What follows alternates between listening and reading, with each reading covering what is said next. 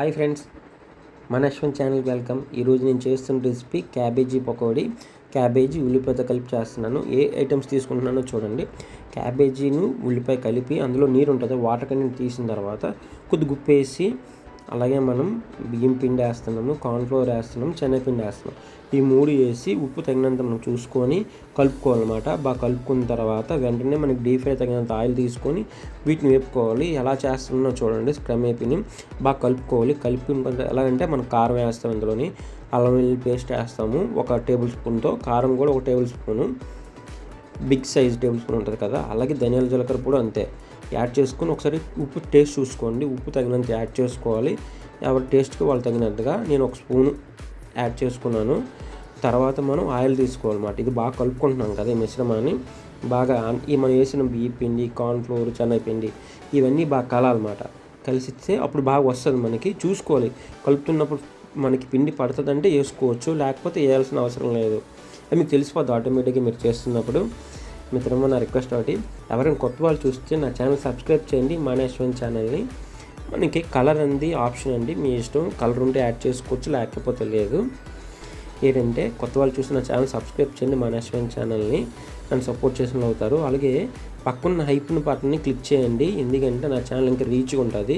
అలాగే మీ అభిప్రాయం కామెంట్లో తెలియజేయండి. ఈ వీడియో నచ్చితే మీ ఫ్రెండ్స్కి షేర్ చేయండి. షేర్ చేయడం మర్చిపోవద్దు. ఇంకా చాలామంది చూడడానికి అవకాశం ఉంటుంది అన్నమాట. మన చిన్న ఛానల్ కాబట్టి ఇంకా రీచ్ ఉంటుంది. మీరు షేర్ చేయడం వల్ల, లైక్ చేయడం వల్ల, కామెంట్ చేయడం వల్ల. ఇప్పుడు మనం ఆయిల్ తీసుకున్నాం. ఆయిల్ తీసుకొని మనం కలుపుకున్న మిశ్రమాన్ని ఇందులో యాడ్ చేయాలి. చూసారా, ఈ విధంగా స్క్రీన్ మీద కనిపిస్తుందా?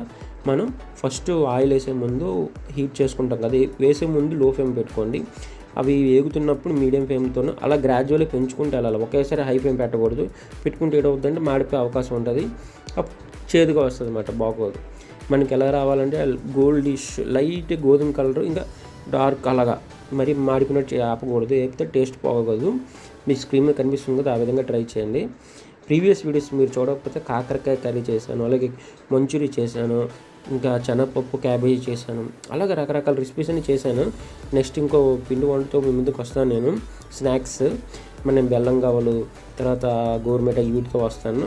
ఆ తర్వాత నాన్ వెజ్ ఐటమ్ ఒకటి చేసి చూపిస్తాను. చూసే విధంగా వేపుకోవాలి. మనం వేపుకొని దీని మీద మనకి పచ్చిమిర్చి, కరివేపాకు తీసుకొని ఈ విధంగా వేసుకోండి. పైన వేయండి, చాలా బాగుంటుంది. పచ్చిమిర్చితో తింటే చాలా టేస్ట్గా ఉంటుంది, కరివేపాకు కూడా. ఓకేనా? ఈ వీడియో మీకు నచ్చింది అనుకుంటున్నాను మిత్రమా. లైక్ చేయడం మర్చిపోవద్దు, అలాగే షేర్ చేయండి మీ ఫ్రెండ్స్కి. నెక్స్ట్ వీడియోతో మీ ముందుకు వస్తాను ఇంకో రెసిపీతోని. ఫ్రెండ్స్, హైప్ చేయడం మాత్రం మర్చిపోవద్దు, ఎందుకంటే నాకు సపోర్ట్ అవుద్ది. కామెంట్ కూడా చేయండి, మీకు ఏంటి అనిపిస్తుంది. ఇది బాగోపోతే బాగోలేదు, బాగుందంటే బాగుందని చేయండి.